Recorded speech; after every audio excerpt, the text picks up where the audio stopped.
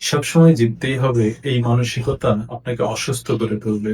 আমাদের মধ্যে কেউ, কেউ মুহূর্তের মধ্যেই জিততে চান। কথার পিঠে কথা বলে জিততে চান, কুতর্কে জিততে চান, তাৎক্ষণিক জবাব দিয়ে জিততে চান। রাস্তায় কয়েক সেকেন্ডের বাকবিতণ্ডায়ও জিততে চান। প্রয়োজনে গালি দিয়ে হলেও জিততে চান। এগুলো অসুস্থতা। কিছু সময় পরে যখন নিজের সাথে কথা বলবেন, দেখবেন নিজেকে খুব কুৎসিত লাগছে, যদি আপনার বিবেক জাগ্রত থাকে।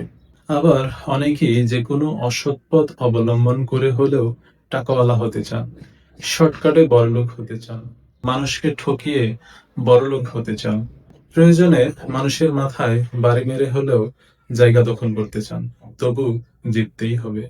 এই জেতায় নেই কোনো আনন্দ, নেই কোনো সুখ, নেই কোনো ভালোবাসা, নেই কোনো গর্ব। পৃথিবীর বুকে যতদিন বেঁচে থাকবেন, মানুষের বদদোয়া ও অভিশাপ নিয়ে আপনাকে আজীবন বেঁচে থাকতে হবে। তাৎক্ষণিক হেরে যাওয়া বা জিতে যাওয়া নয়, দেখতে হবে দূরের জিত। মাঝে মাঝে হারতে শিখতে হবে, তবেই জেতার আনন্দ পাবেন।